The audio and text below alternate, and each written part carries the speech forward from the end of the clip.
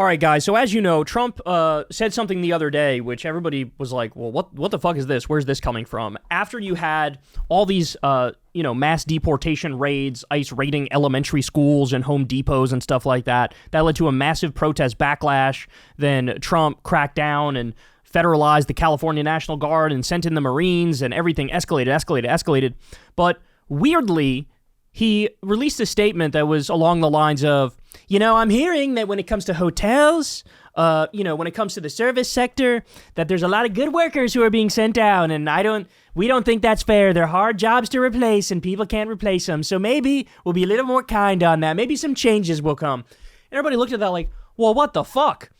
Like, you were literally, the exact opposite was your perspective. Like, mass deportations, 3,000 a day, ruin lives, and now, all of a sudden, it's like, maybe the other side is right. It's just shocking, right? And so evidence of that, here, look at this. Facing growing backlash, Trump reins in ICE to a limited degree. The top official at ICE HSI ordered agents not to do broad sweeps of agricultural businesses, restaurants, and hotels. Other businesses like factories and nail salons are presumably still fair game. So it looks like that policy change was communicated and was somewhat implemented. Okay. But then, literally like 2 days later, y'all, 2 days later, ready? Look at this. Trump says, our nation's ICE officers have shown incredible strength, determination, and courage as they facilitate a very important mission, the largest mass deportation operation of illegal aliens in history. Every day, the brave men and women of ICE are subjected to violence, harassment, and even threats from the radical Democrat politicians, but nothing will stop us from executing our mission and fulfilling our mandate to the American people. ICE officers are herewith ordered, by notice of this truth, to do all in their power to achieve the very important goal of delivering the single largest mass deportation program in history. In order to achieve this, we must expand efforts to detain and deport illegal aliens in America's largest cities, such as Los Angeles, Chicago, and New York, where millions upon millions of illegal aliens reside.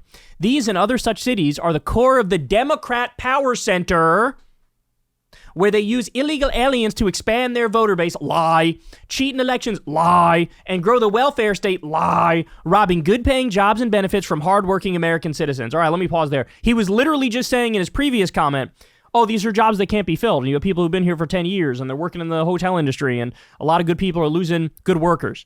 Now he says the exact opposite. He continues, these radical left Democrats are sick of mind, hate our country, and actually want to destroy our inner cities. Let me pause here to point out, this statement was released after the MAGA terrorists attacked in Minnesota. After that.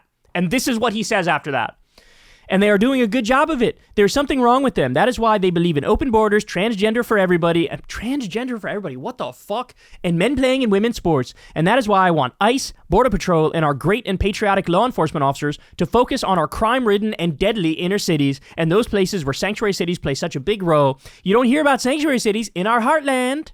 So understand what he's saying here. He's saying, fuck everything I just said about, hey, maybe we went too far. Now let's double down and let's invade every single major Democratic city, do mass deportation raids there. Now, what's going to happen when you start raiding elementary schools in New York City and start raiding elementary schools in Chicago and Home Depots and places where innocent people work, right? What's going to happen? The same fucking thing that happened in LA. You're going to spark a massive backlash. There's going to be protests in the street. And then what's going to happen again? Local authorities will send the cops, but Trump will go, that's not enough. Now I'm federalizing the New York National Guard. I'm federalizing the Illinois National Guard. And he'll send them in, and then he'll again send the Marines, send the military. This is Donald Trump declaring war on blue states in this country. This is Donald Trump declaring war against the United States of America and invading the United States of America, going full authoritarian, going full fascist right in front of our eyes. That's what this means. That's what this means, y'all. If you don't believe me, let's take a look at what happened just the other day in Los Angeles. Remember, you got Marines on the ground now. Look at what they did. Today, for the very first time since federal troops were sent into Los Angeles, we saw a member of the U.S. Marine Corps detain a civilian outside a federal building in L.A. You can see the footage right there on the screen. That's according to Reuters, which obtained this footage you're seeing, showing two Marines appearing to handcuff and temporarily detain a young man for walking through a National Guard checkpoint. Now, the man who was detained is reportedly a veteran himself who was just trying to get to the Department of Veterans Affairs office when he was stopped. It's a big deal because the armed forces are generally forbidden from engaging in domestic law enforcement. So now Trump is violating posse comitatus, which is just a fancy way of saying we don't have military rule here domestically. That's not the way it works. We do not have military rule. Well, now the military is officially making arrests in this country. And this was a veteran who was just trying to get to the VA. And this is just the fucking beginning, y'all. This is just the beginning. Another big, bright, colossal red line was just crossed right in front of our eyes. And there's so much shit going on that this barely got fucking noticed and barely got mentioned. And this is what he wants. This is the strategy that Steve Bannon came up with. Do 100 things per day and they can't focus on all of them. And here we are. And he is chomping at the bit to extend this to every blue state. Police state is here, y'all.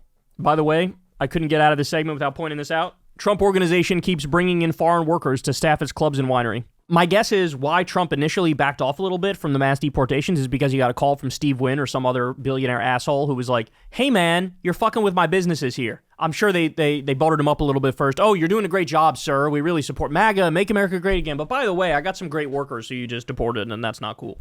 And he backed off, but then he came right back, doubled down, even though at the same time, his businesses are absolutely reliant on undocumented immigrants. This man is a scourge. This man is a cancer to this country.